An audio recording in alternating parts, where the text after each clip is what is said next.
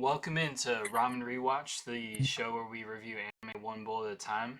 Today we are back and we're talking about JJK, the hidden inventory arc. So we've been going through the show trying to get everybody caught back up for JJK season 3 that's coming out here next month. Today we're going to be covering the hidden inventory arc though. And with me as always, I got my two co-hosts, Landon and Sean. What's up, guys? What up, guys? So Yeah. if you guys have been following the show, we've had a goal of trying to hit 20 followers on YouTube, or 20 subscribers on YouTube, 20 followers on Twitch. The new month has started as we're recording this, so we're probably going to try to bump that up to 30 or 40. So if you guys enjoy this, definitely think about following us so you guys can keep up to date with what we're working on. But with that being said, let's go ahead and get into the arc. Landon, if you want to introduce the first bit of the setting. So today we're gonna start with the hidden inventory arc. We're not gonna go in order of season one. This is gonna be jumping to the beginning of season two, which will actually be the first events of JJK, even before like the movie and whatnot. But we start off with two characters that we do know of from season one, Mei Mei and Yutahime. Looks like they're going on a mission to take care of a curse and exorcise it. And while they're in there, it seems like Mei Mei is the leader at the time, so it seems like she's a little bit older, and she's basically helping Utahime figure out what's going on, and that they are actually been stuck inside of an innate domain, which is basic. Or no, I don't think it was an innate domain. Excuse me, I'm pretty sure it was a domain, and they were just basically walking in a loop. Even though I think Mei Mei went to the second floor. Don't quote me on that. Yutahime might have went to the second floor, but one of them supposedly went to the second floor, and they crossed paths again, and they were still on the same floor. Eventually, Utahime and Mei piece it together that they're basically just walking an endless circle, and then they have to run opposite directions very fast to order to break it, and they eventually do. And then after that happens, we get introduced to two characters. One character that everybody loves from season one, Gojo, and the second character is Suguru Gato. You kind of have Gojo playing like the older brother jokester type on him. He was like, Utahime, are you crying? And then Utahime got all mad at him. And then Gato did like a little funny joke, took a stab at him too. It was like, Satoru, stop picking on the weak. And then Gojo made another joke saying like, but what kind of idiot picks on the strong? And And so at this so point, they're third years, right? I think Gojo and Gato are fourth years. Okay. I think Mei Mei is a third year, and I think Utahime is a second year. Yeah. Because if I'm not mistaken, I'm pretty sure Gojo and Gato are the higher up class, whatever the upperclassmen, Yeah. and then Mei Mei is a year older, or maybe even 2 years older than Utahime. But And don't quote me on that. I could be and at wrong on this that. point too, Gojo and Geto are both considered special grade, right? Well, so how it kind of works with the rankings, you get your rankings as soon as your technique is assessed. So technically, Gojo was a special grade when he was born. That's why it was stated, which we'll get to later in the this arc. It's their second year. Is it? Oh wow. Okay. But this is why it was stated when Gojo was born that the balance of the world changed when Satoru Gojo was born. Right. Whenever you're born with your technique, you're already in your class no matter what. Only like special occasion would have been Yuta because he got his special grade off of having Rika as the curse, which is why he was a special grade. But like Gato, Gojo already were special grades off rip because of what their technique was. Yuki Tsukumi, or what I forget how to pronounce her last name, but we'll get to her later in this arc as well. She's also a special grade due to her. She basically has like a special grade curse that helps her, and then her technique is also considered special grade. So it kind of works like solo leveling, where your power is set at birth. Mhm. Gotcha. Because you also have to remember, we'll get to later on in this arc as well, but Gato mentions the fact that Gojo and Gato basically do their own solo missions because of how strong they are. They don't need help. They do their own missions by themselves. So they are never seeing each other anymore, which also leads to the downfall that we'll get to later. But yeah. So that first part is really cool. are trying to figure out the mansion, and they do discover that it's not that they have to run super fast in opposite directions, they have to run kind of at the same speed in opposite directions so it wears itself out, right? Because they show like the boxes stacking up on top of each other. So that's pretty cool. And then you get the kind of explosion of the house with like the curse showing itself. And this is kind of where Gojo doesn't he sort of a little bit flex on that spirit. Yeah. I mean, Gojo flexes on everything he fights, Yeah, so. that's a good introduction, obviously, to his character again. And it's kind of cool where this lines up in the timeline. So, as Layman mentioned earlier, we covered last week the Jujutsu Kaisen Zero movie. That takes place after the events of this arc here. So, this is going to be our first actual bit in the timeline of JJK. So, I did put in my notes, this is taking place in 2006. So, that's the first little bit we get introduced, and then obviously later events go further on. But yeah, because if I'm not mistaken, I think it's 10 years prior to the current events in JJK. right. Because if Gojo's a second year, he's around 16. If I'm not mistaken, he dies when he's 26. So I'm pretty sure it's 10-year like separation. So that would add up. And you can definitely tell by his demeanor, he still has like the older brother, like jokester vibe, but he's definitely younger at this point as well. And he's kind of testing his powers. This is arguably my second favorite Gojo Right. in all of JJK. Reason for that being is because it's normal Gojo. It's Gojo as pure as Gojo can be because he's with his best friend Gato, which is one of 4 characters in the entire series that don't view Gojo as a weapon. They actually sees him as a person. That's why him and Gato had such a good friendship. They were literally best friends. So They were also this is rivals as well. as pure as we will ever see Gojo, and that's why this is probably my second favorite Gojo. And they also had that rivalry too, which kind of fed into their. It was like a friendly rivalry, yeah. But Yeah. also, Gato knew his place in the rivalry. Right. Let's keep it a buck. Like, And this is, I don't remember exactly when in this we get it, but also to you kind of get his cycle, how he's always just going on these missions, consuming. I'm pretty sure it's right at the start too. I think so too. Yeah. So you kind of see. I he's actually got this. think that's what the hidden inventory arc opens with is in Gato talking, going down an alley, consuming curses, and then it flips to Utsuhime and Meme. And you can see that he's kind of has this monotonous existence of consuming these terrible spirits that taste like. I think he said something of like bathroom towel covered in shit or something like that. Vomit, rag with shit and every nasty thing you could possibly imagine on it. So imagine just like consuming pure evil to make yourself stronger and make the world a safer place. Like he's going through this monotonous lifestyle, and it's kind of leading him. You can kind of see early on that it's leading him to, question the Jujutsu Society. Right. So after we get the events of that, I think we end up going back to Jujutsu High, and you get introduced to some more of our cast, some more. I think we just get introduced to one more. I think it was just Shoko. Shoko. Did we get introduced to the other younger character that we were talking about earlier? I don't think he was introduced at this part. So he might have been on a mission. I think, if I'm not mistaken, I want to say his name's like Marco or something like that with an M. And it was like he was Nanami's best friend. It was Nanami's running mate. Yep. Because it was like Gojo, Gato, Nanami, and Nanami's friend. Nanami's friends who died, but I think his name was like Marco or something.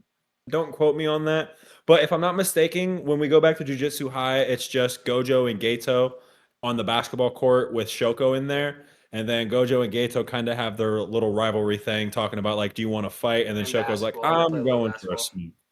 And then Shoko leaves, and then we have Principal pull up on, or actually, excuse me, not the principal. Gojo and Gato's teacher, who what we know as in season 1 as the principal, but it's actually just their teacher at this time. Pulls up on them and basically tells them, hey, you guys have a very important special assignment, which is the protection and the transportation of Rika Amanai, which is basically Tengen's. What was the word they used? It's basically what Tengen's supposed to use with to try to keep plasma vessel. Is what start? Yeah, no, that. But it's basically just to help Tengen keep his is youth to him because Yeah. what Tengen's curse technique is immortality. He's constantly aging, and the star plasma vessel, as Sean just mentioned, is what he needs to assimilate. Is the word I was looking for. Assimilate. He needs to assimilate with the star plasma vessel every 500-ish so years to keep his mortal body, so he So doesn't Tengen, transform into a higher being. yeah, because Tengen has the ability, like, he has immortality. He will advance at some point beyond a human, or a jujutsu sorcerer, and basically assimilate all of humanity and absorb them. So he assimilates a new vessel every 500 or so years, so that he doesn't hit that point of evolution to where he over evolves. Which I think is cool because obviously in the calling game we won't talk about that, but that comes into effect later on there as well. So these events that are happening right now are incredibly important for what's going to be happening in current JJK, which I think is cool. And you don't get too much of Tengen fleshed out in this. You just hear about his abilities and his character. I think Tengen is one of the more interesting characters in the show. But I put him up there. this is where you I learn. personally think Mahito is the most interesting character in the entire show due to what his potential really could have been. Yeah, no, I definitely Like agree with I'm that. saying, like eventually, like with enough growth, dude probably could have put pause on Sukuna. And he was growing rapidly too Yeah. before Yuji Yeah, snuffed that out. because like that's like let's stop talking about him. He's not even coming into play until Yeah. like season 1. So let's get back to hidden inventory arc. I love So, Mahito, but we'll get just back. a little I bit more agree. Yeah, about Tengen is Tengen. he's a very interesting character, and like you did say, his role in the calling games does play a huge part in the story. And I can't wait to see that to get animated. It's going to be so good. 100%. And I think also too, it's important to note that Tengen is paramount in Jujutsu society. He controls a lot of the border or the barriers. The barriers. Right, No. All of he controls right, all of the barriers on Earth, and the reason why they do not want him to ascend into a higher being is because it will still be Tengen, but it won't be Tengen thinking wise. And it does. And from what they said is they don't know how he would react from that. right. Like they don't know if he would be a good person and still protect people, or if he would like basically It's kind of be like Armageddon and like you said, assimilate with every single right. person in the world. And it's kind of like the idea of like a supercomputer becoming too self-aware and deciding that humanity doesn't benefit like the world. So it's kind of like that kind of scary idea in science fiction, which I love, obviously. So we're back at Jujutsu High, and this is obviously where we learn about their mission to um, safeguard the star plasma vessel, and she's really interesting. We do we end up going to her high school and meeting her there? Yep. I can't remember if they met her before, but I know like the very first thing they do is she goes to school because no, they definitely do meet her before. They meet her before, and she wants to go to school because it's her last couple Right. days, and she doesn't want to change anything about her day. She wants to see her friends, and this is obviously where you can see her kind of winning over Gojo and Geto. They kind of have like throughout this movie, it almost feels like it's not really a romantic sort of vibe, but more so like a older brother vibe where they're protecting her and kind of protecting her youth, where she gets to have these normal experiences before obviously she becomes Tengen I and would is no say longer herself. Gojo does that more than Geto. I think Gojo really like because like we've talked about before, Gojo is quite literally viewed as a weapon. Like Right. nobody besides 4 people in the entire series view him as anything but a weapon. So I think Gojo is looking at Rika and viewing himself saying, It's "Wow, Rico, I think, I right? Rico. Riko Amanai, yeah. Yep. Not Rico, Rico, Riko. But Yep. when he was looking at her, he saw himself in her as in, wow, she doesn't have a decision on what she has to Yep. do. She has to assimilate with Tengen, just like I didn't have a decision what I had to do. I had to go to Jujutsu High. I had to practice this sorcery stuff. I had to kill curses. So it's like he wants her to be able to live the life that he was not able to at her Right. age. So that's why I think because later on when they're on the beach, for example, Gojo's like, come on, we don't have to go back yet. We can Right. stay for a little longer because she really wanted to stay. But Gato's like, we gotta go. Right.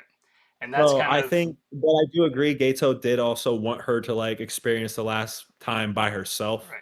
and experience life. And that kind of goes to the overall theme that you and I were talking about earlier, before the show.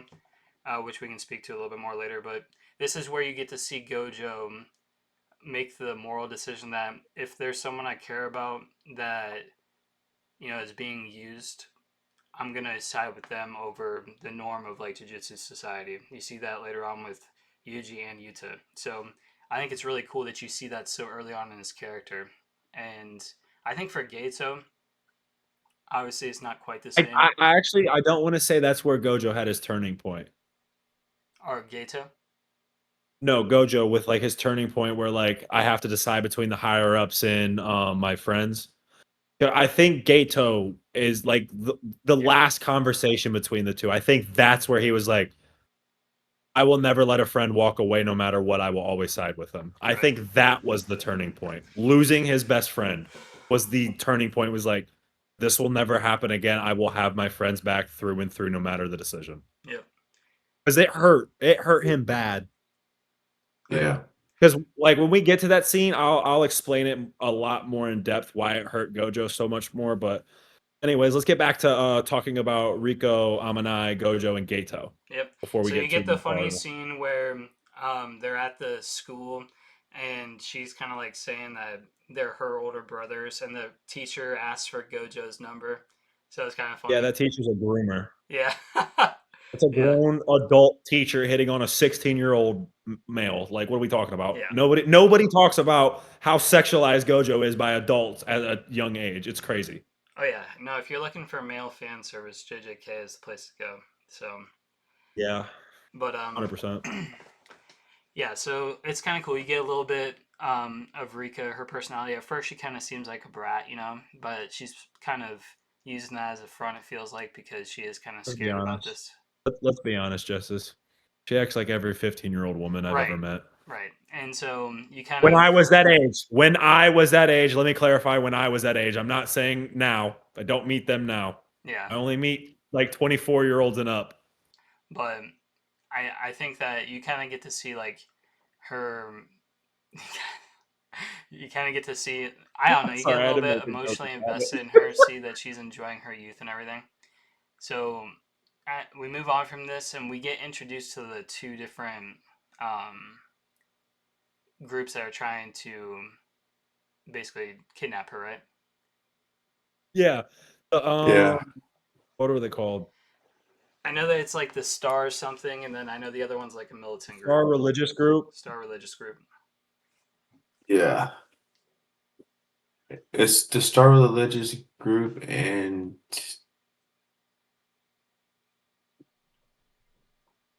I can't remember the name of the other organization. I can't remember the name. I think it was like a company though. It was. Yeah, it was a militant group.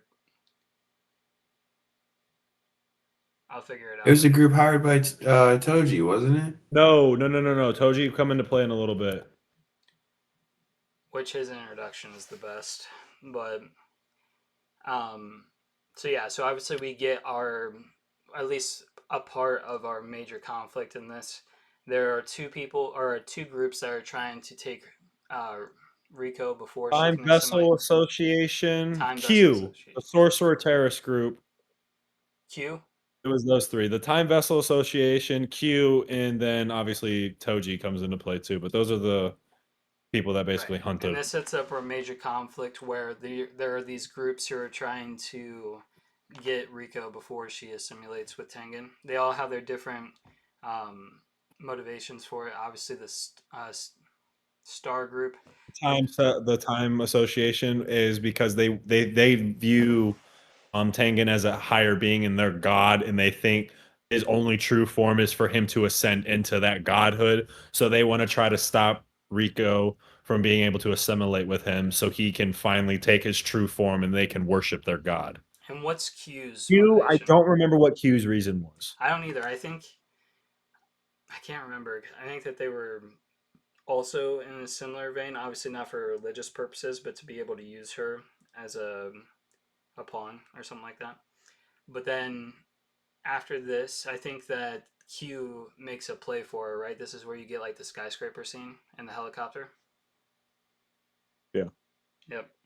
So obviously, like this is a militant group. They're gonna like bring a helicopter in a city with a chainsaw gun. So you can see that they're very serious about this, and this is where you get to see, I think, Gato shine a little bit. He uses one of his flying curses to be able to help get them out of there.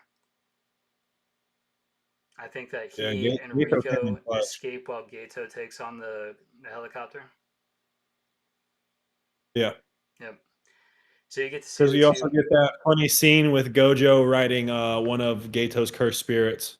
Yeah. And also too, you get. I mean, like Gato is, in my opinion, a very dope character. Like his tool bag of curses are incredibly useful. I Um, thought you were gonna say it was deep. I really thought you were gonna say his tool bag was deep oh, because of how many Me cursed too. spirits he has. You fumbled. nah, yeah, but nah. So yeah, Gato's pretty cool. You get to see both those guys kind of shine here, and then after this is kind of where we get introduced to Toji, right? Yeah. And I think Toji has a really dope intro. Um, Obviously, you can kind of see the ties to Megami, but he is at the this is where he's at the racetrack, right? And he's betting on Yep. Betting horses. on a horse. And it just reminds me so much of like Squid Game, where you get to meet the protagonist early on. He's also racing on horses or betting on horses. It's like that kind of degenerate gambler and deadbeat dad. Obviously, as the story goes on, you kind It's of kind of start to funny. empathize a little bit with Toji. But I think his intro is awesome. What'd you guys think of that? I He's love Toji. insane. I love Toji. He's such a good character. I think so too. I He think there's a lot is. more depth than really gets explored with his character too. Like you can read My into it. favorite scene with Toji comes in the second season, though. My favorite panel in the manga is of Toji. It's what's your last name, kid? Yeah. Shushiguru. So it's not Zenin. Yep. Favorite fucking scene with Toji. I love that scene so much. Yeah. I love how this. Literally was good to give it all up and just die after that. He was like, I'm good. Yep. That was so peak. I'm still mad Megami never fucking found out in that moment. There's no reason he should not have told Megami in that moment. I know. But you guys don't know how he actually finds out that's his dad. I love the way he found out. It's pretty funny. And not to spoil anything, but my favorite manga, probably my favorite manga panel I've come across so far, is of Toji and another character side by side. In season 3, you guys will get to see that probably animated here in January. Oh, I know who you're talking about. That is such a good scene too. Yeah. Great manga panel. But no, Toji is, I feel like one of the more like the colder characters in this show, which obviously like for me that's my kind of my favorite type of characters. You know So what's he, crazy? He's one of the coldest characters in a show with a lot of cold ass characters. oh yeah, 100%. He's like for example, I wouldn't say Gojo's cold. He's flashy. He's not cold. But like I would say Gato's cold. I would say Nanami's cold. I would say there was another big one I was just thinking of. Yuta. Yuta's cold. Yeah, But I agree with you. I truly do think Toji is the coldest character 1,000%. With this scene where in you, in his obviously we're gonna get to it later on, but the scene where you see Gato peering through like those um like Japanese banners, and Gato kind of looks like a demon on the other side. That scene is so sick when they're going through the barriers for Tengen. But yeah, so this is where you get he's talking to like it seems like not an agent, kind of like his Yeah, no, handler he's or talking something. to an agent with Q who's Yes. basically because Q technically hires Toji to kill Rico Amanai because they knew how strong he was and he would probably be able to do it, even with Gojo and Gato protecting him, And I protecting her. Excuse me.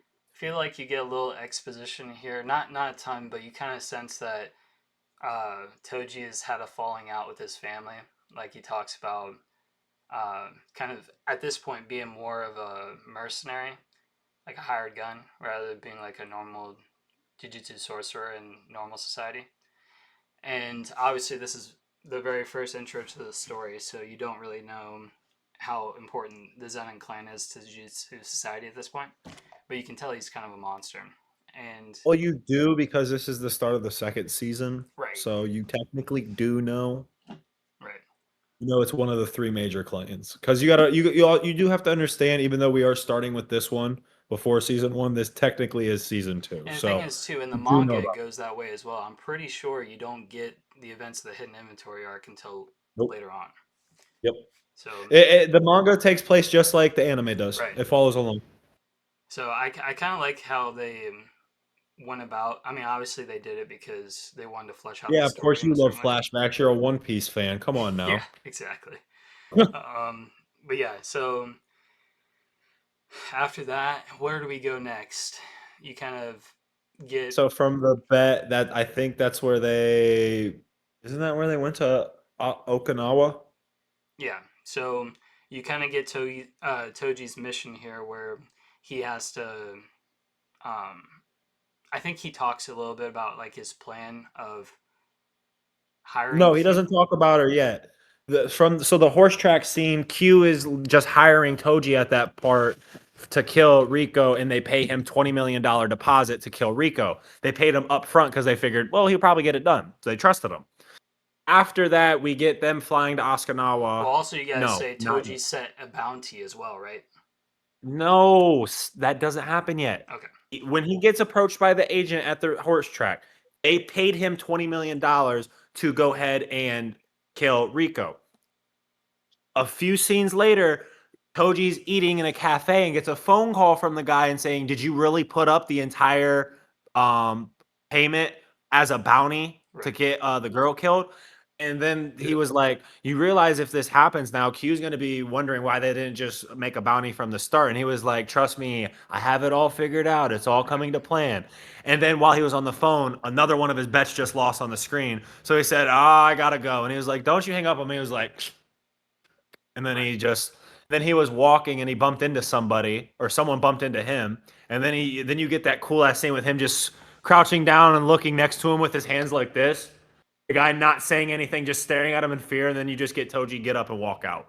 Cold scene. Yes. But Yes. he does eventually put the whole payment up for bounty, but it wasn't at the horse track meeting. It was a little bit Right. after that. And obviously you Because don't now know you can go ahead and get into his plan because that's when his plan's taking place and why he actually did put up that bounty. do you want to talk about that now or talk about it when uh Gato and them get back from Okinawa? Well, they go to Okinawa after the bounty gets Well, yeah, established but because you they talk realize about why he puts that bounty up when you get him reintroduced after that. So yeah, let's I was talk just about saying because Okinawa then, because at this point you find out they're on the plane, and Gojo has put up his infinity around them, and obviously he's stressing himself. They know that if they go to Okinawa, it could be kind of like a trap because they would be isolated to an island, but they kind of uh, decide we're going to be in the air for they're trying to run out this timetable of the bounty. So they're up in the air. They're out on a remote beach. So they're just basically trying to outlast this bounty. And you get to see some really cool scenes. If you want to, you, Sean, or Landon want to kind of describe their day or a couple days over there. Do you remember the beach scene at all, Sean? I feel like this is a lot of comic The relief, that scene. so this beach scene is the one where they're all partying, right? Yep.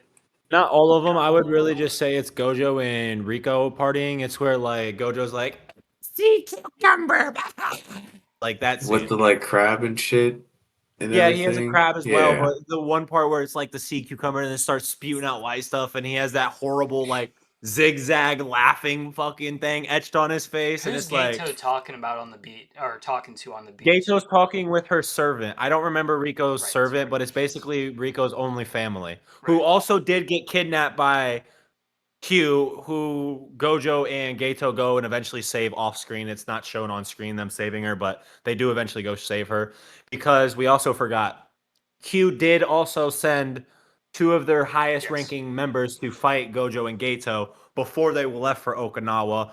Gato obviously met the first dude, and I forget, I think he was like sitting in the mouth of one of his curses, and Gato was just sitting there sipping on a can while he was talking, and he just looks at him and goes, huh? And the guy's like, don't act like you can't hear me. And then he was like, some like Bellion is on the case. He's the strongest member in the Q Force. Yep. And then as he was talking about it, Gato got a picture and he was like, "Is this him?" And Gojo's just sitting there like, got his ass. Yeah. But So yeah, and That then was after that, funny. we go to the beach scene on Okinawa right. where And Gato's talking to her servant, and Gojo and Rico are playing in the water. so timeline wise, that was kind of around the time that we were talking about them being on the skyscraper and the helicopter, all that stuff.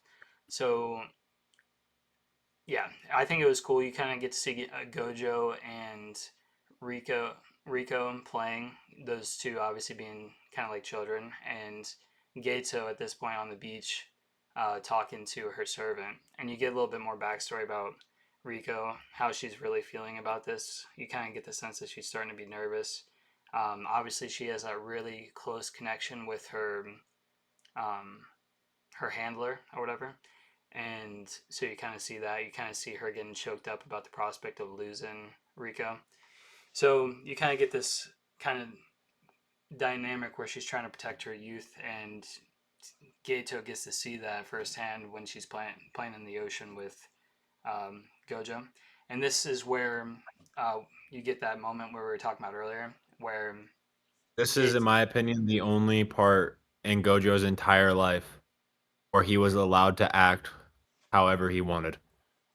Like I've always talked about, Gojo's always viewed as nothing more than a weapon. This is the first time in his entire life he was not having to be a weapon. see, I would He literally argue, was just able to have fun, yeah, let loose, carefree, just have fun. Because you got to realize, even as a little kid, dude was dressed up in robes, following the elders around, listening to them because of how he was a kid and he was the highest ranking member in the Gojo clan. That's because of how strong he was as a child.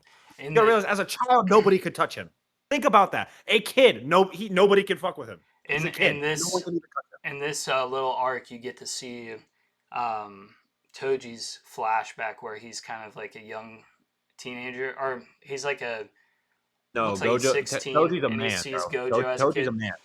Yeah, and you can kind of see Gojo as his like crystal blue eyes, and you can kind of get that aura of him being as a kid a monster. And I think the coolest part about that scene isn't just Gojo aura farming. It's the fact that Toji, because we haven't even mentioned this, Toji has zero cursed energy, Yes. not a drop of cursed energy. There's literally only one other character that we know of as a jujutsu sorcerer that's like that, and we'll get to that person way later. But Toji has zero cursed energy, and Gojo is able to, as a child, turn around, snap, and look right at him because Gojo could sense that a presence was looking at him, Yep. even with no cursed energy. Gojo was so perceptive to be able to see somebody with no cursed energy staring at them with like intent to like murderous type of intent. And that's a kid who's 5 or 6 years old at that time. You know. Literally, a So child. one thing I want to say, kind of in the same vein that you just said, but I think it's really cool. Yes, he gets this true vacation where he can be himself, cut loose with his friends, you know. But you got to remember at that same time, he has his limitless at all times. So even though this Oh, is a 100%. moment where he is cutting loose, he always is that reserved type where he's always thinking about others and taking care of them. So I think that's so cool in this scene. You get to see him be like that, but at the same time, in the back of your mind, you're like, he's completely like aware of his surroundings and in control. So I think that scene is awesome. That's one of my favorite scenes. I think in this little arc I is kind of the look at it like a little bit different than that because I see where you're going with it, but I kind of look at it as in he's like so brainwashed and like forced into a habit that even when he's able to relax, because Gato was relaxing, he was chilling. right, But even when he's able to relax, he's mentally not able to because he doesn't know what that is. He doesn't know what it is to relax. Because you got to realize he like never sleeps. He does not sleep a lot. He right. sleeps like maybe 2 hours a day on average. Because like people don't really know that, but yeah, he sleeps like 2 hours a Well, day it's on not average. really He doesn't addressed get so no far in sleep. the He's anime constantly either. awake because of a scene that's coming up. Like you were just talking about, he does have his limitless active while he's on the beach, but after a scene that comes up in a little bit, he never ever takes his limitless off. Right. Well, So and he like it's describes kind too of how like he he's does it. brainwashed. Like I have to do this always. I have to do this always when he's on missions at this time. After this though, it's 24/7 clockwork. He constantly has it on. So the other thing too in this scene, isn't this where Gato goes to Gojo and says, "You have had your limitless on for the past 2 days," and he's like, "I'm all right." Yeah, he's like, you haven't released your limitless in the past 2 days. You need to go to sleep. And he was like, it's fine. The mission's almost over. I'm Yeah. all right. And this is kind of where he's trying to get Gato to agree to allow them to stay for a little bit. After this, they start to make their way back to the high school, right? Pretty sure after this they go straight back to Jujutsu High. I don't Right. think there's like any other scenes before. It's like them at Jujutsu High and basically like, all right, we finally made it. We're within Tengen's barriers. We're safe. And I shit you not. If you like listen to the anime, you can hear when Gojo turns his infinity off. You can hear. Yeah. Like you literally hear him turn it off. It literally like sounds like a power down. 6 seconds. Literally 6.0 seconds after that. You hear and you just see Gojo look down and have a fucking blade through his fucking chest. Yes. And you're then like, how the hell You does should this have pulled happen? up, Even though Gojo just got stabbed through the spine and through the fucking chest, one of the coldest lines. Excuse me, but have we met before? Like, come on now. Yeah. What? He's got a How sword you through get his chest stabbed and in the looks- back and say something Yes. like that? And he looks with It's his okay, freaking guy. crystal I blue don't eyes remember back. He's names like, either. have we met before? Toji had a cold ass line back. Yeah, that is true. Toji Yeah, I was about to did say, it's like, Toji had a like, don't cool worry ass about line it. back I'm terrible too. at remembering guys' names too. Yes. This shit Nah, was that's fire. But also, can we talk about this? This is a grown man having beef with a child that doesn't even know he exists. Like, Right. Toji's kind of a fucking fanboy, if we being for real. If like we're being honest, he's a fanboy. Yeah, that's fair. That's fair. Well, I don't. What do you think? Do you think Toji knew who Gojo actually was? Or do you think Toji yeah. was just like, all No, right, I gotta kill the six-eyed Toji kid? knew who he was when he was a child. He talked about knowing who the child of the Gojo clan was when he was like Justice was saying, a teenager. He's known who Gojo was his whole life. That's the other thing. At this point, Gojo's never met this fucker, but Toji know who Gojo is.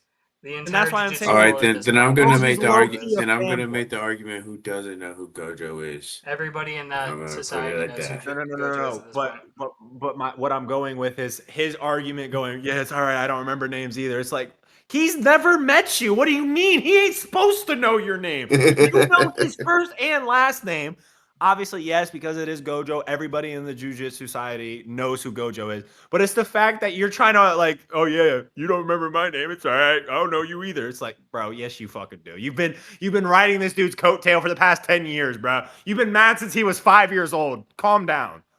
And I love Toji. Don't get me wrong. Cold ass character. See, I don't think he's But like a that. little I bit think, of a I think fanboy that's on to Gojo. like play into Gojo a little bit. Like when he says that, I don't Oh, think 100%.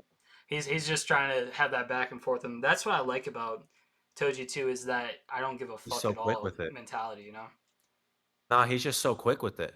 he is not. And he's he, funny he as does fuck. not give a fuck, and he reminds me of kind of like not the same way like the Joker, how he's insane and like flamboyant and over the top. More so in the way that they're okay with burn the world, they don't really care.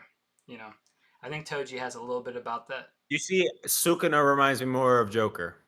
Oh, 1,000%, yeah. But I would say Oji who was I just fucking thinking?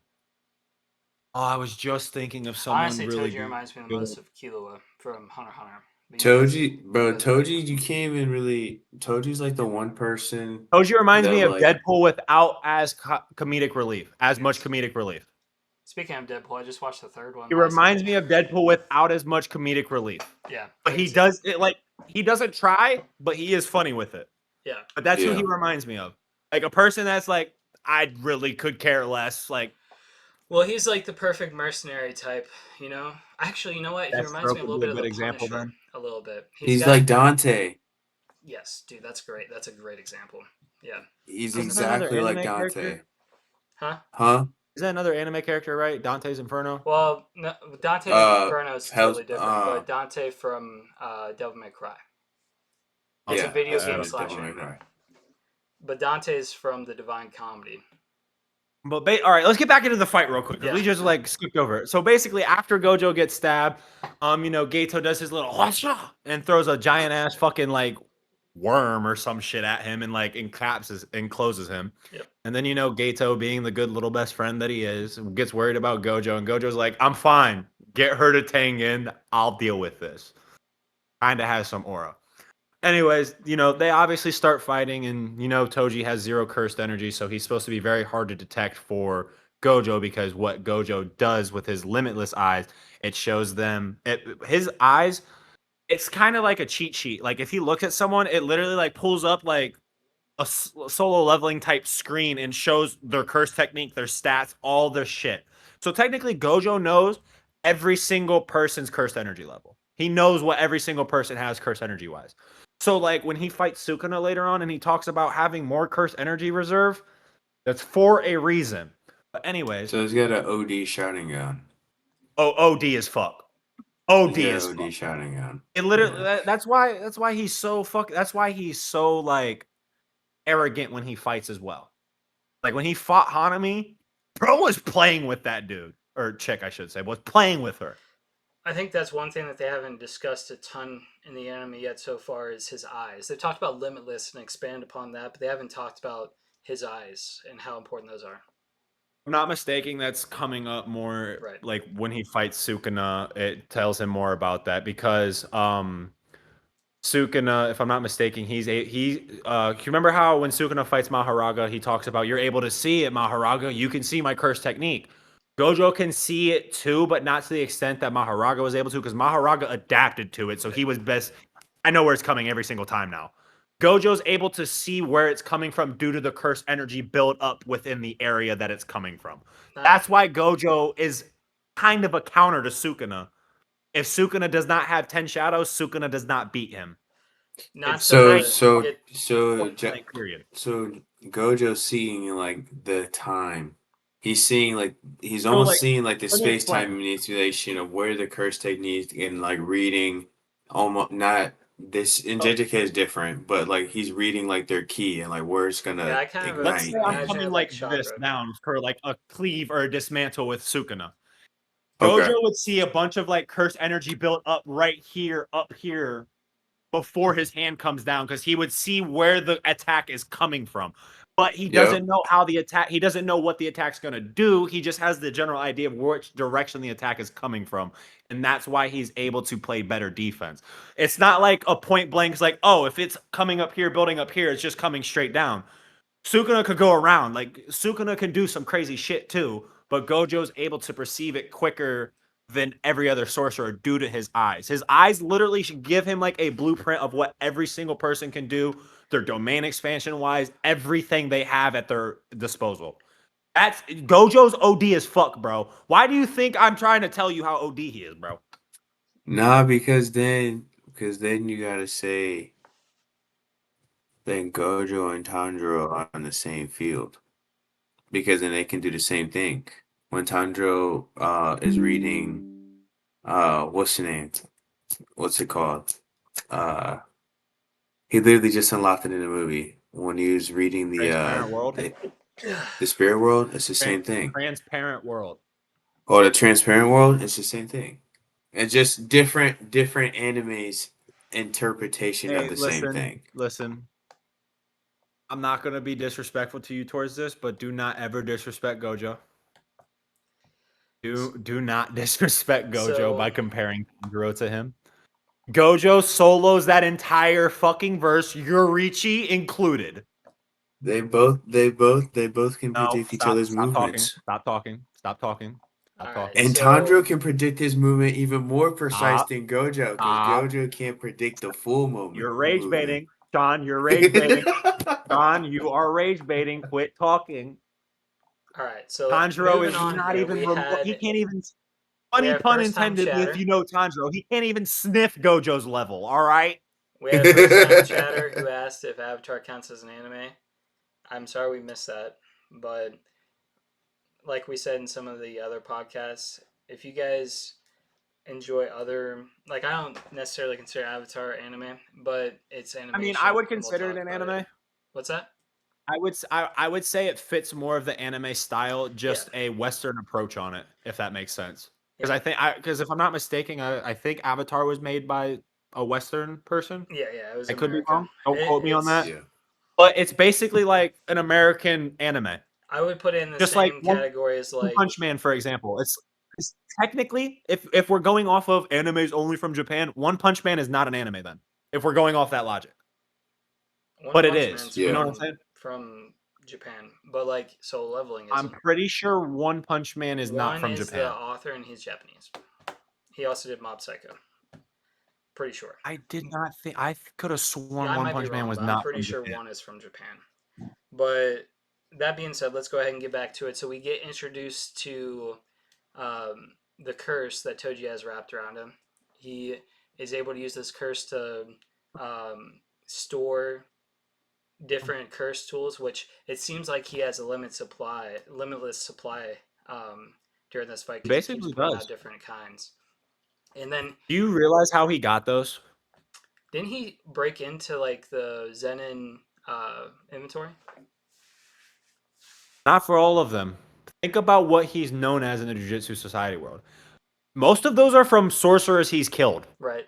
Yeah. and stolen the weapons from. Yeah. That's what like a majority of his weapons are from. He has It's like a some from the trophy Zenin case. storage. Yeah. For But real. like so like the one sword that he actually uses on Gojo to get past his infinity in a little bit, the inverted spear of heaven. Right. That one was stolen from Zenin. But like all of the weapons he used, majority of them are just from normal ass sorcerers that he's murdered for money. Right. Yeah, it's Which is crazy. crazy. It kind of is a little bit like Sun Jin Woo when he has the hunters fight and he takes their stuff from it. It kind of reminds me of that a little bit.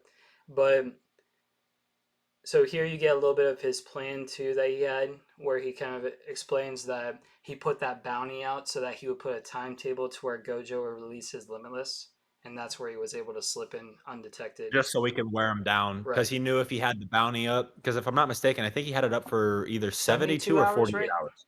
I thought it was 72. Yep.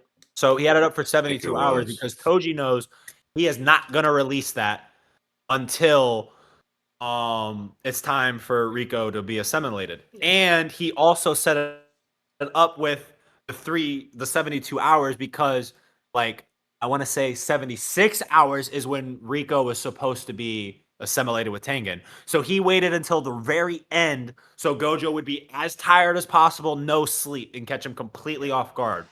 Which, from what we've seen with him getting stabbed through the chest, it worked so Yes, far. that's the beautiful Obviously, thing now we're about this getting into plan, the right? first round of Gojo versus Toji. Right.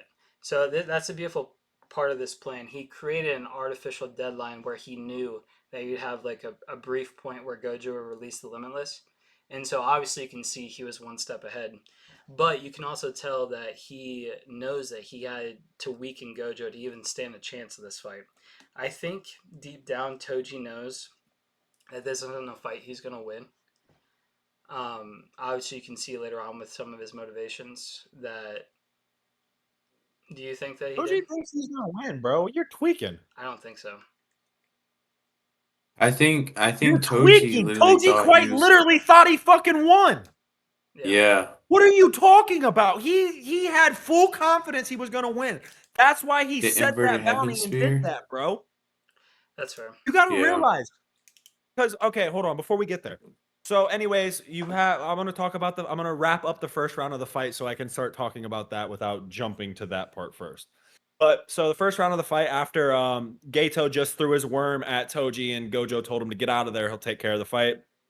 You then see Toji just basically explode the worm, and you're like, what the fuck just happened?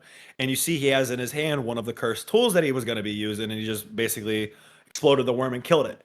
Anyways, he starts talking with Gojo. They have a little bit of dialogue with each other, and then Toji just starts zooming around the place. The reason he does that is because, like I said, he has no cursed energy, so it's harder for Gojo to track him. So what Gojo does is he uses one of his curse techniques that's passed down through the Gojo clan from learning. He uses blue. He uses blue and basically gets rid of all of the buildings in the surrounding area. And if I'm not mistaken, I think blue is repel. And red is attract. Convergence. Well, bring in basically.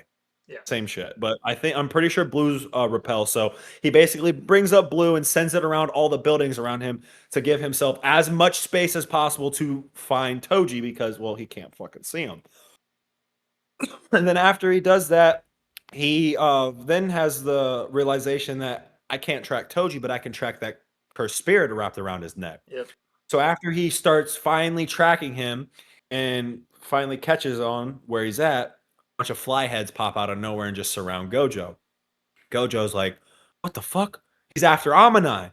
He has the realization that Amanai, he's going for Amanai. He's just distracting me right now. And that's when Gojo dropped his guard. And then, unfortunately, we know what happened. Gojo gets stabbed through the throat with the inverted spear of heaven, which the inverted spear of heaven is a special grade cursed tool that's basically its ability is to release any active technique, no matter what the technique is. So basically, when Toji stabbed him, it destroyed his infinity. He was not able to use infinity anymore because it was a counter to it, and then he got stabbed in the throat. After that, you see Toji kind of go ham and like literally slice and dice and put so many knives through Gojo and pull them all around and basically leave him in a pool full of blood. And then you hear Toji say one of the coldest lines, especially after watching the first season, knowing who Gojo is. You have him saying one of the coldest lines. I think I finally got my edge back, bro. Yeah. Then after that, Wait, before we move on there, so Think I before we finally move on got there, my let's edge talk about that back. a little bit. So I think it was pretty cool how he, obviously, it's a back and forth. I think that both of them are. Sean, you all right? yeah, he's good. All right. Yeah, I'm good. So I think that it's kind of cool. Both of them are kind of foils to each other. Obviously, Toji not having any curse energy is a natural foil to Gojo, who uses his eyes to be able to sense curse energy. I think it's cool I would how say he's a he natural. I wouldn't say he's like a natural like counter, but I would say he is a road bump for Gojo. right, like Because like there is no actual like technically if you want to talk about actual counters, the only actual counter is like Asta, someone with anti-magic. right. Those are his only actual counters. So you get to see Gojo. He recognizes how fast Toji is. Toji, obviously, because he doesn't have any curse technique or curse energy, has to use his agility and his natural ability, which is incredible to his advantage. Mind you, he has so when he has no curse energy, he has something else that gives him boosted physical prowess, speed, And endurance, that's his everything. It's heavenly called a pact. heavenly pact. Yep. Yeah, I just wanted to mention that because like he's not just some like inhuman that's just super Right. strong and super fast for no reason. He has something called a heavenly pack, which makes him stronger and faster. It's basically like a replacement for cursed energy for him. And not every single person without cursed energy gets that. It's like a heavenly pact, for example. It's still Right. like basically bestowed on people. Only certain people can get it. And so you get so Gojo obviously realizes this. He uses blue to destroy all the buildings so he wouldn't have any cover. So then he makes his own cover and uses the fly heads. So at that point, basically what he's doing is he Toji recognizes that he's tracking his inventory. Basically, I forget what he calls the curse. So he basically It's literally uses like a haystack full of needles to hide him and creating all the fly heads. I think that's brilliant to do on the fly. And then obviously, like you said, no he pun intended. he creates his own opening. And I at this point when I first saw it, I thought for sure that Gojo was actually like taken out, like gonna die here. Obviously, this is a flashback, right? So we know that he's gonna be in the story eventually. But I don't know. I didn't know how that they'd be able to bring him back, basically. Yeah, I was interested. I agree with that. I was interested to see how they were going to bring him back. Because you know he's gonna be At alive. at no point when I watched it did I think that he was dead. Obviously, I was like, Yeah. he was in season one. I know he's fine. See, at this point, At I no had a point did theory I that see that. Tengen was gonna revive Gojo somehow. You gotta realize this was my first ever like anime I truly sat down and watched to start getting me into Right. anime. I didn't make all these theories at that part, so I literally just sat the fuck down and watched for like another 40 minutes and figured, not even like another 20 minutes and figured out how he got brought back. Which How I I thought like it how was he going got to go brought back. down I is think it was a lot. Gato was going to die protecting Rico, and Rico was going to decide to assimilate, and she was going to heal Gojo. That's how I thought it was going to shake out. Obviously, we know that's not the case, but That would have been cool. yeah. So then Hmm. we kind of flash to Gato and Gato. Rico trying to get to the No, they're whatever is already supposed. there. If it Right. flashes to them basically right at the doorstep to go talk to Tengen. And now this is where I think Gato finally has his realization like, wait a minute. You're a person too. What do Yep. you want to do before I just follow through with this? Because like he's finally having Gojo's influence a little bit like, I don't want to listen to the higher ups anymore. Yep. What do you truly want to do? Because he was obviously already having like his whole like We forgot rebut something. like ordeal in his head and like, do I really want to like follow through with just the higher ups? Right. Then he just saw his best friend get stabbed in the chest and he was like realizing like Gojo's basically been told his whole life what to do. He's like, what do you want to do before I force you to do this? Like, do you really want to do this or do you want to go back home and be with your friends? One thing we should And quickly mention too before we get to like this big juncture is Gato. We forgot to mention how he talked to that one girl, and he has his own moral dilemma going on, where he doesn't. He's not really seeing the value of base humans. Like he feels like he wants to live in a world where it's only Jujutsu sorcerers. That seems to be his um, like driving factor that's in the back of his mind right now. So he kind of is talking to her, asking her if this is what she truly wants, and he's having like a little flashback to their beach days. She's going through like all these memories in her head, um, and then you get that climax of her crying and saying that she doesn't want to do it, and he's like, "Okay, we'll go home," and it's like super wholesome. And then what happens?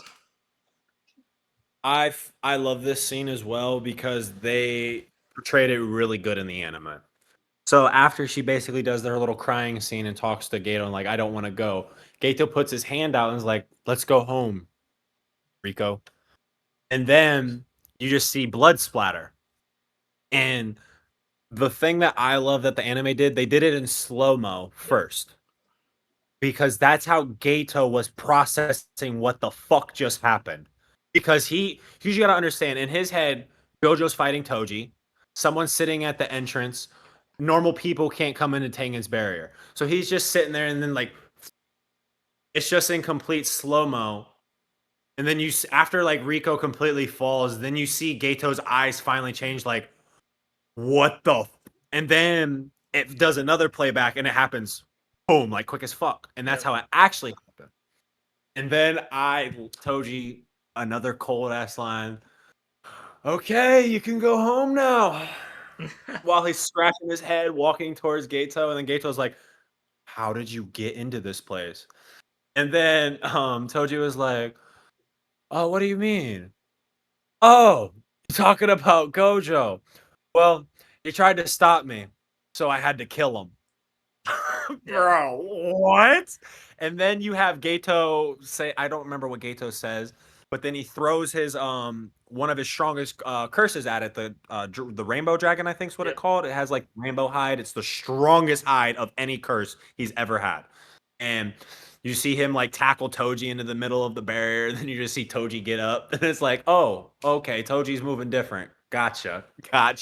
So Yeah, also you got too, that edge back. just to go back quick to that scene, I was shocked when I first saw, like, obviously when we rewatched it, I knew it was I good, was but too. I was absolutely I shocked literally was like, and that's the thing too, is you see he's smiling and like having that welcoming face towards Rico, and then you see the smile drain from his face, and I feel like that's where yeah, the it's like, loss of innocence goes, and he like changes from. I think that's his critical juncture there. I don't. I still don't think it's it yet. I don't think that's the For climax Gato, that not pushes him Gojo, over yet. not Gojo. For Gato. Again, I don't think that is Gato's climax. His climax comes later when he has his conversation with Yuki. That's his Oh, climax that pushes him over the edge. gotcha. 1000% through and through. Yeah. He was already having this dilemma. Is He was that the one where depressed. they're in the hallway? No, that's yes. Where he's in the hallway sitting on the bench. That's Yuki. Okay, yeah, That's I the agree. conversation that put him over the edge. He's like, okay, well, that just forced Gato to be a bad guy. Good job, Yuki. Congratulations. This is You its show up for 5 sparking seconds point. and you fucked up a good character. The other. Yeah, I think this is its sparking point, Jay. Yeah. Yeah, I would say like this is like him pouring gasoline on a fire that's ready to fucking erupt. Like this is him dumping the rest of the gasoline on it. Right. Yeah, this is the After he climax. just found out Gojo died. After that, he's like, you know what? He's basically gonna be like Aaron Yeager, let the world burn. Yeah. Fuck everything. Burn the world. Yep. That's kind of where he's going through with the dilemma at that moment.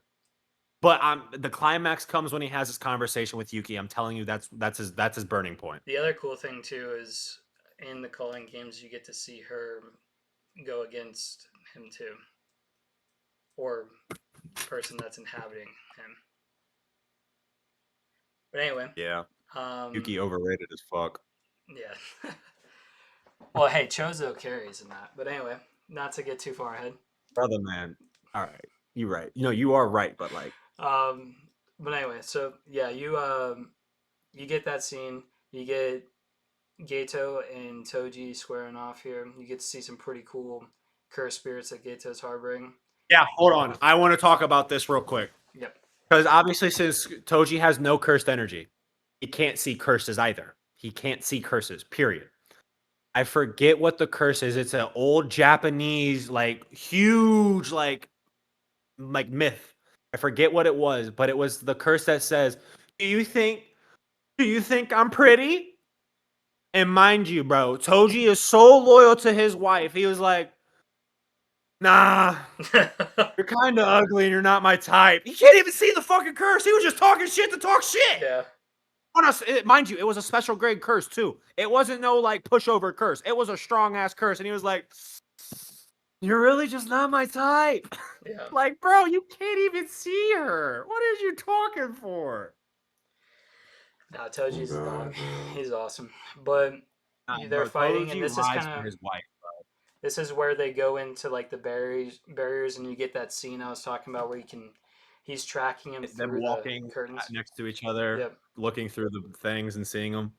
And you can kind of see. I think you get some exposition between the two of them where Gato's asking him why, and Toji's kind of like, it was kind of a job, like he's nonchalant, and that's his character in general is just being really nonchalant with it. Yeah, Toji's money related. I mean, Yeah. if the Jujutsu Society hired him and paid him, he would work for the Jujutsu Society. Well, I But think that's wherever partially the Yes. money's because at is where he's working. I feel like for me, when I think of his character, the only reason he's like that is because he feels like the only worth he can have as a father is providing some sort of future for Megami. Obviously, that's not stated, I, but I feel like I that's kind of personally think Toji lost all will to live and was ready to die after his wife died. Yeah. And the only thing that kept him alive was his son and wanting his son to live. But at the same time, he didn't want people to know of his son because of his last name technically being Zenin.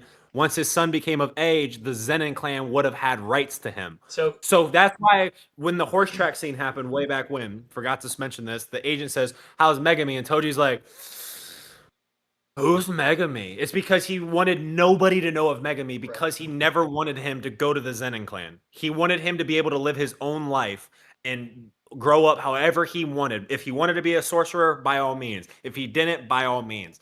But he then wanted to provide as best he could because he knew if he was in Megami's life, Megami was going to get sold to the Zenin clan. And that's kind of why I said earlier, I feel like he, in some ways, thought that this was going to be a suicide mission going against Gojo. I kind of just remembered why I disagree. He did have a conversation with the head of the Zenin clan talking about if he had an inherited technique, he would take 8. If he doesn't, he'll take 7. So he technically did plan on selling him to the Zenin clan. But like I was talking about, I truly think that was because he lost his wife and he didn't care to live anymore. See, this But he did want his son to be better off, so he was trying to work for money as much as possible. not to deviate too much. Like I think this kind of is I feel like Toji's character is super complex, and I think this kind of goes with it. Um, I think it's interesting when you think of like fathers, right? Like obviously he's portrayed as like a deadbeat dad, kind of non-existent, which you see a lot in anime. One thing that I think makes Toji a little bit different is I think he himself recognizes that he wouldn't be a good influence in Megami's life, that he might not be a great father. He doesn't really know how to do it. So instead of being there physically, he says, "Hey, what I can do for him is I can set him up for the future. I can give him, a better life than what he would have had," and that's kind of his motivation for what he does in this arc. I feel like, which I think is admirable. Like, not every man is made to be a father, and so if he recognized that in himself, and went out of his way to say, "Hey, Gojo, like I have a kid who's being sold out to." Don't talk about that yet. Don't Yeah. talk about that yet. Don't talk about that But yet. yeah, That's for a yeah, reason. we'll talk about that in a I, second. But I disagree with that. I don't think it's honorable what he did. no, Because, like I said, yeah. I kind of view it as he was giving up on life after the passing of his wife. And it was not fair to Megami for him to do that. Because, truth be told, he could have been a father to Megami. He Yeah. really could have been. He didn't need to sell Megami to the Zenin clan, but he was doing it for money. Why? Because you have gambling problems. Toji that's was a deadbeat. Let's keep it a buck. That's Toji true. was a deadbeat. Doesn't make him a bad character. Makes him a bad father, but not a bad character. He was a great character. But like you said, he was not set to be a man and raise a kid. I think, yeah, I what I agree was on trying to that. say But there I don't before. think it was honorable how he did it. Because you got to remember, the hidden inventory arc starts off with one of the first scenes, him talking to a Zenin clan member, talking about selling his kid for 8,000 yen. Yeah, and I think That's not that much, Justice. I know. But I think that's That's even in 2006. That's not that much. well, yeah, in yen, it's like 1,000 yen is $1. So like, it's like Yeah. $7 or $8. No, Just, for sure. Yeah, hey, if Megami has a inherited technique, I'll take $8. If not, I'll take $7. Like, what are we talking about? Yeah, obviously that's not great. But I think, like I said, I think not to talk about what we'll talk about here in a little bit, but I think he had the foresight to know, hey, I'm going to surround my son with people who will be good influences. Is what I was trying to get to. I also disagree with that until a part that we'll bring up That's what later I'm saying. because he hated the Zenin clan. Toji fucking hated the Zenin clan. He walked away from the Zenin clan. Right. So that's why I truly do think he was a deadbeat dad. He was a horrible father. Yeah. And that's why I don't think he's not Megami's father. To me, he is not Megami's father. Yeah, I agree. That's my personal opinion. Technically, I'm wrong. Technically, I'm not. But he's not Megami's father. Gojo's Megami's father. Let's hurry up and fast forward through the Gato fight because the Gato fight isn't as cool as the fight that's about to come up. Yep. But basically, you have them fighting, and then you have Toji basically speed blitzing Gato and leaving a Luffy type X slash on the middle of his chest, just deep enough to scar him and leave him hurt for the rest of his life. Not enough to kill him because they were falling. If you guys remember, the Tengen's bridge was like falling as he did that, and then they like landed and everything. And Toji was like, "Here, that's a scar to let you live. Enjoy." Kind of similar to the Zoro thing with Mihawk. Yeah, basically. And also too, I think it's kind of, I don't remember if he even said it, but for me it felt like he kind of was like, I'm not getting paid to do this. Why would I kill him? You know, I think there's a little bit of that to it as well. No, I'm pretty sure he did say that. I'm pretty sure he said like, "Well, I'm not gonna kill you. The mission's over, so there's no reason to. Yes, yeah, I will leave you with a wound, something like that." He does say something like that. like a wound to remember me by. Yeah, and then after that fight, obviously, you have Toji. He goes and grabs the Rico's body, takes her to the Q headquarters, basically shows them that like, hey, or the Star Religious Group, excuse me, not Q. He took him to the Star Religious Group and was basically like, hey, here's the body. Thanks for the money. Appreciate it. And then Toji has a little conversation with the agent, such like, well, if I ever find more jobs or something or business, I'll keep in touch. And he was like, all right, sounds good. And also too, this is where didn't the Star Religious Group like give him a tip too for getting the job done well? Yeah, they gave him extra money, like an extra 5 million. But so then we have the best like 5 minutes in the hidden inventory arc with pleasing our eyes. You have Toji walking out into the beautiful sunlight, literally like divine holy type sunlight, like bright yellow, orange, constant like sun glare. It's like a golden, yeah, basically golden hour on crack and steroids. Like it was golden hour times 25. Like it was golden hour, golden hour. And you just see Toji walking, and then he looks forward, and he sees a ghost standing there. And then you get Gojo's going, looking up with blood on his face and body still going, hey there. It's been a while, hasn't it? Toji's like, what the fuck? Gojo's like, I'm still alive and kicking. And he has like a scar on his forehead. And then Toji has the funny line basically going, is he high? because he's like basically delirious, and then Gojo says, "The reason you're gonna lose is because you didn't cut my head off." And then Toji's like, "I'm gonna lose, huh?" And then Gojo's like, "You're right. You're right. You're so right." And then it just, bro, Gojo literally just enters like not even the flow state, like the flow state in like the sixth dimension, like that type of flow state. Like He he's has his literally just Euphoria. floating around. And you have a little bit of dialogue because Toji's throwing attacks at him, and you have a little bit of dialogue, and Gojo's like, Amanai, I'm not even mad about you. Everything in the world just feels perfect. Everything just feels right. Like he basically he within anime terms, he basically awakened his power. He finally came into fruition in his full power now. But he's not realizing that. He's just because his full power is him unlocking the rest of his cursed energy output. So to him, he just got a fucking high. Literally, like he is technically high. You gotta realize that. He's high off cursed energy. That's how he's alive, first off. Because he does talk in Toji and brings up the fact that reverse curse technique is the reason he was able to survive. And it was mentioned throughout the hidden inventory arc, he had no fucking clue how to figure it out. The only character that him and Gato knew that knew reverse curse technique was Shoko, and every time she tried to explain it to them, they were like, huh? Like they just couldn't figure it out.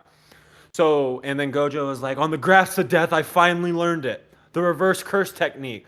And he talks about how basically cursed energy is negative energy, and you can't create positive energy off negative energy. So what you have to do is you have to take your own cursed energy, multiply it by itself, which is negative times negative, which creates positive energy, and that's the reverse curse technique. To put it in lamest terms, to make it as easy as possible so everyone can understand.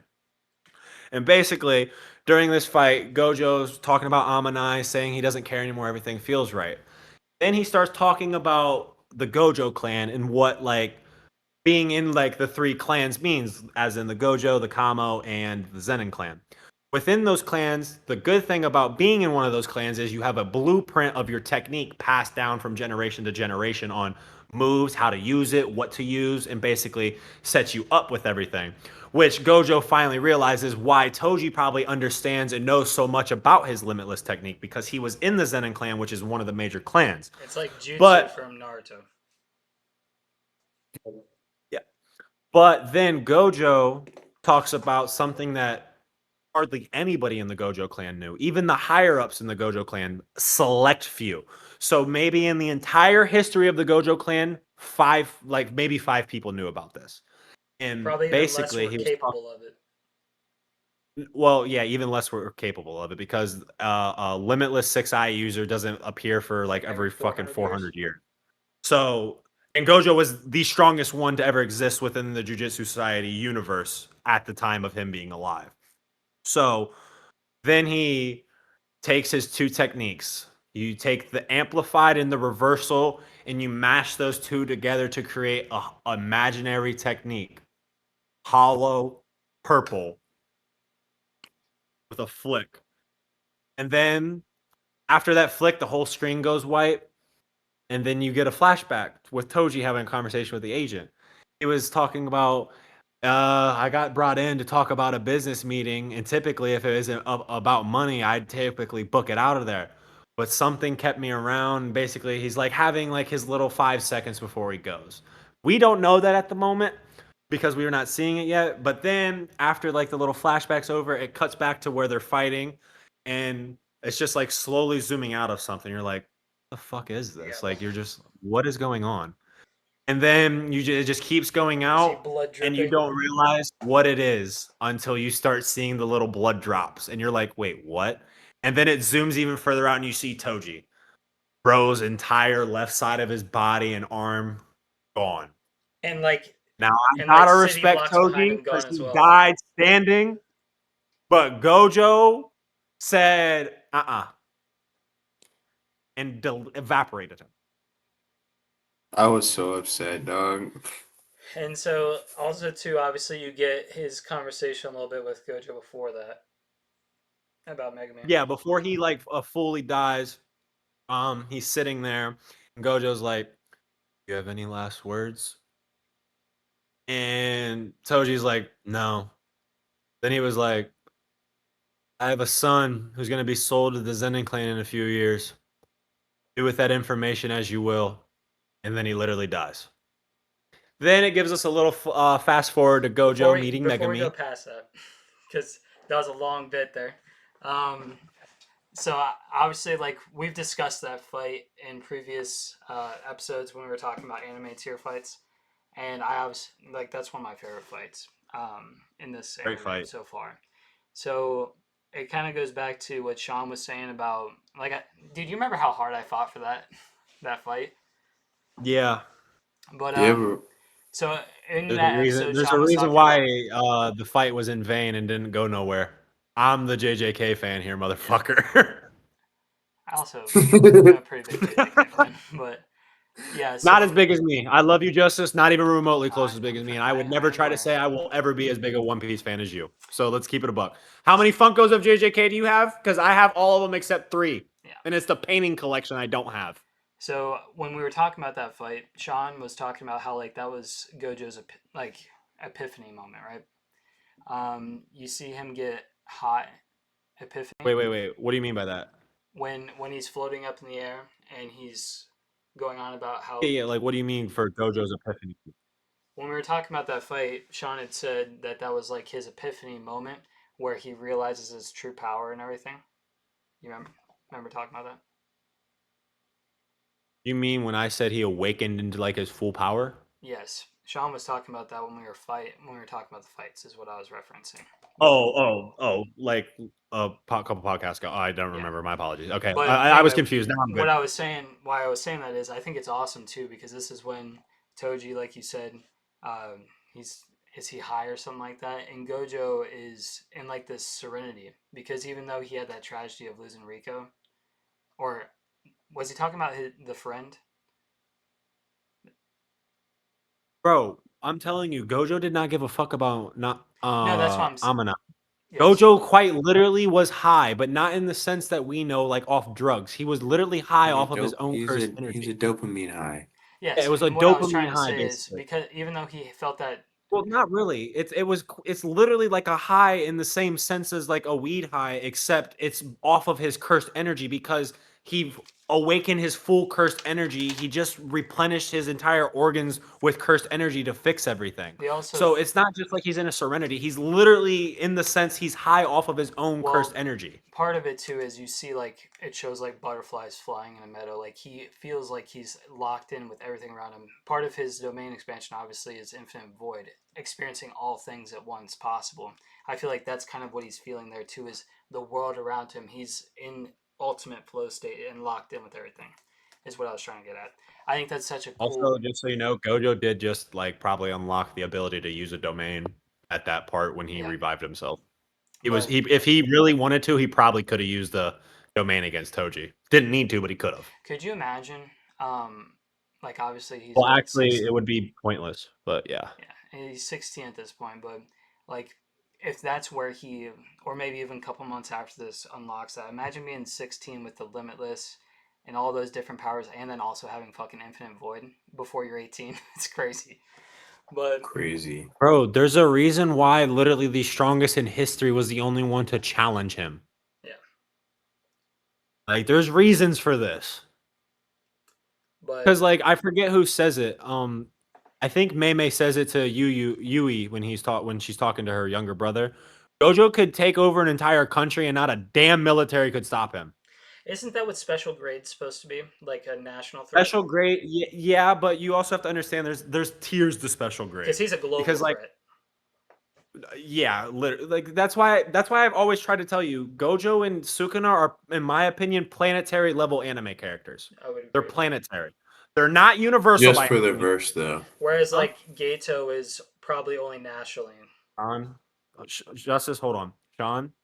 Shut the fuck up. All right, guys, we're an hour and 20 minutes in. We gotta finish this shit.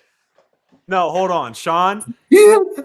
Please just save the rage baiting for like another 15 minutes from now. Stop.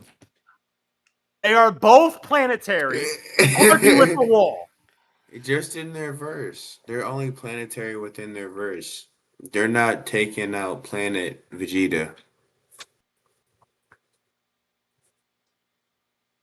I don't think that's a crazy take.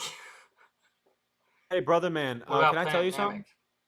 You do realize Gojo could solo Planet Vegeta because not one of them can get past infinity, dumbass. I'm Well, sorry, they that was could if rude. I they had apologize. the I apologize. that sword. I was doing too much. Wait, what'd you say? So that, you Every don't single think Saiyan Bardock can could punch take past that sword and do infinity. what Toji did? Oh, hold on. What did you just say? Who? Get up. No, That's not What, even rage bait. A what did you Saiyan just say? can punch past infinity. I'm not talking about a Super Saiyan. We're saying base ass Saiyans. No. I'm thinking Bardock can. I think that Bardock could do what Toji Off did. speculation. First off, we don't even know Bardock's full strength. Bardock either was pinnacle strength for Saiyans or absolute fraud, and his stories are bullshit. We have to wait for that one. But even King Vegeta can't do technically anything against Gojo. He can't get past infinity. I know. I think all Saiyans can. I think they're forceful. I think the force that they produce That's not the within problem, every though, swing that they with take can Infinity. That's actually not how bypass infinity infinity. works, Sean. Infinity is not a force field. No, the Infinity way is that Gojo uses it legitimately an is. endless space between the two. And as That's That's you what why I'm get saying. Asuka closer, can the get past more. it. He has All right, let's stop. Let's finish this and talk about this in a minute. Yeah, we'll talk All about right, that. I love so you, but you no. so obviously you got Gojo. He wins his fight. You see Toji's last moments. After that, doesn't it cut back to Jujutsu High?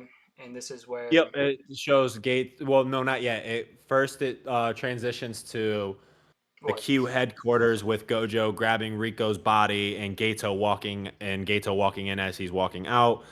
And this is where Gojo had his epiphany with which side to choose. Yep. Because if you remember, he talks to Gato. He's like, Suguru, should we kill everyone in here? He was like, at this point, I don't even think I would feel a thing. And then Gato still having his epiphany at this time.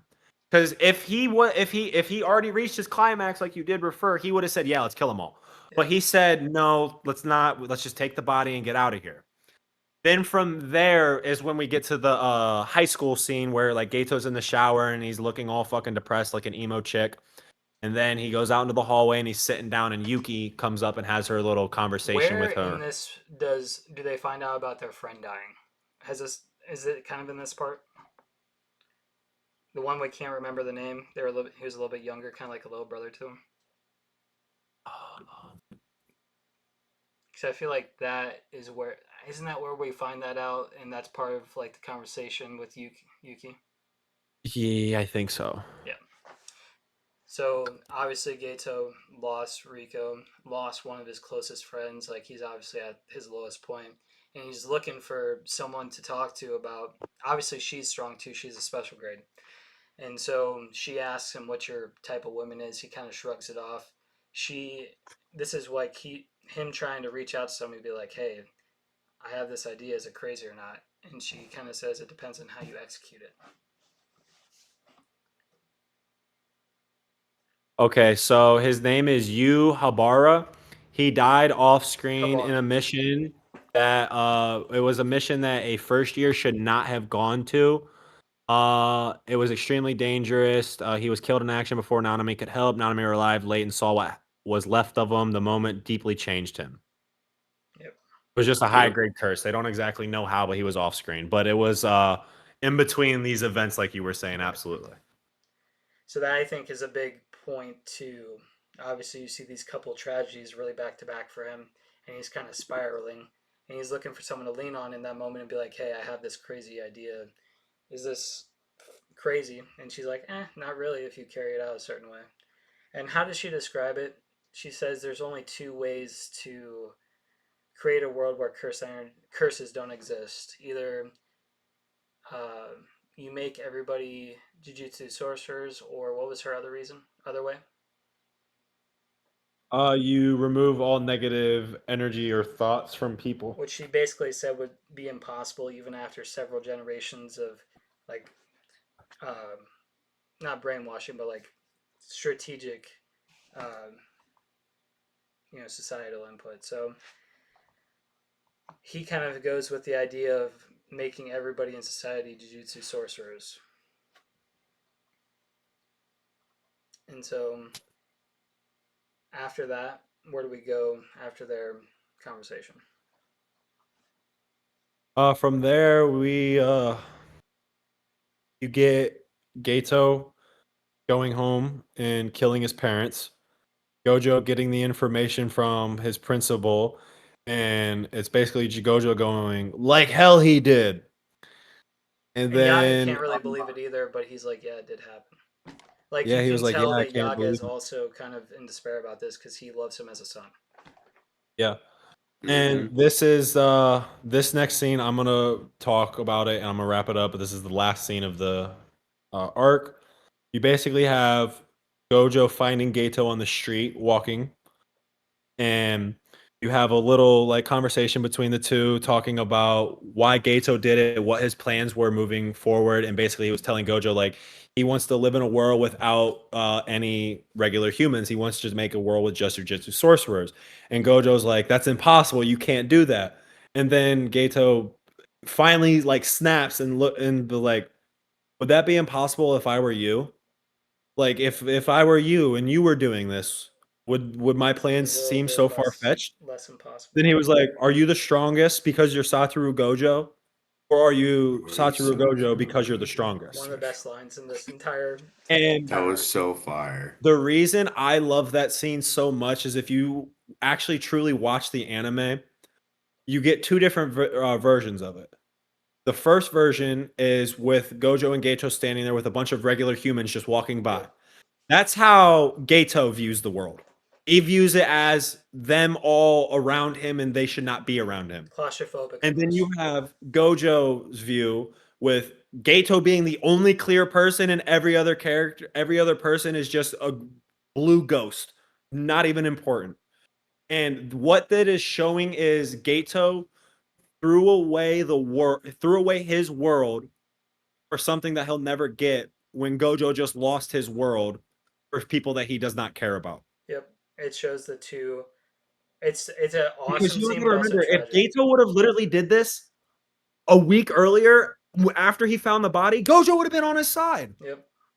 But that was the last, like, because that in Gojo's eyes, Gato was the only person that mattered to him in the whole world, and that was the last time he will ever let anybody that he cares about walk away and do something by themselves. And that's the thing too. It's almost like 2000s like sitcom like How I Met Your Mother or something where you see like a scene in a busy part of New York or Tokyo in this instance, and you see like the person from across the way, him just vanish, and him feeling that emptiness of like, I see you from across the road here, and I can't kill you. Like I think Gato's like, you can stop me, but Gato can't bring himself to do it. Like as much as he feels No, like Gato says to Gojo, "You can stop me if you want." And Gojo puts his hands up like he's about to release Hollow Purple on him, but he just couldn't bring himself to do it. and I think that scene is And so Gato knew powerful with that the two different too. viewpoints. Yeah, Gato did knew that and took advantage of Gojo in that sense. Yeah. He knew Gojo because Gato knew that Gojo would have been one of the only few people that could have stopped him at that point, but he knew Gojo would not have stopped him at that point. And Yeah. that's the other thing too Because in this. Gojo's main thing is letting people live their life. Yeah, he says Because he multiple doesn't get times you to can live never his take away own. the youth from young people. Yeah, he doesn't want to take away anybody's life from And them. He that's the wants thing is he everyone to might live their own. disagree with Gato's objective.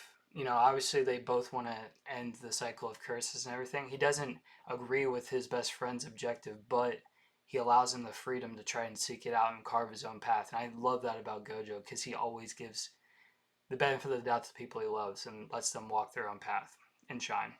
But I think also too an interesting thing here. Last week we saw um, Gato. He's calling people monkeys. He's completely like this entirely different person. And in this scene, we see him as very articulate, kind of broken. Like it's a completely different person that we see in these two pretty close time periods. Like that's interesting. But at the end of the movie or the arc, rather, do you get to Hey, see? 1 second, Justice. 1 second. Sean, get the hell off the game. You can wait 5 minutes, bro. Get the hell off the We're game, gonna bro. wrap it up here, but Put your What are phone you- off. Turn it off. What are you doing? I'm on Twitch. Good try though. And guess what? Oh, well, that's awkward. No, I still had it pulled up. Alright.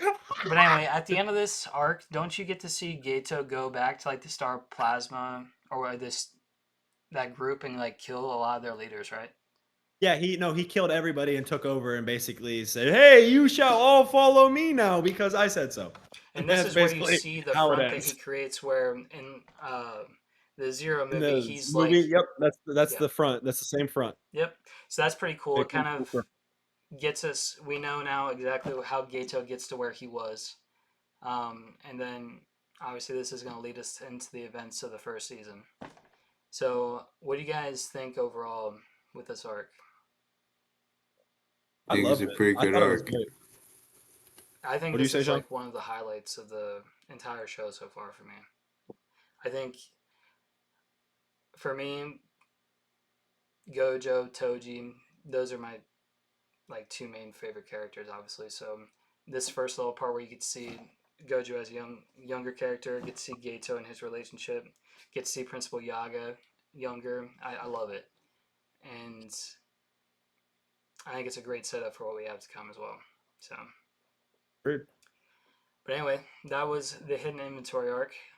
Next Sunday, we're going to get into that first season of JJK, which is an exciting one. Obviously, that's, I think, for all of us, like the first thing we saw. So we're going to get into that for you guys. But Wednesday, we're going to be back with you guys. We're going to be doing special guest episode. We're going to be doing some game. I'm not sure yet exactly. I think we might be doing the colors, right? Yeah. Yeah. All right. We'll go ahead and let you guys go with that. Tune in on Wednesday. We'll be back around probably like 10, late again. So that's been Ramen Rewatch. We'll see you guys. This is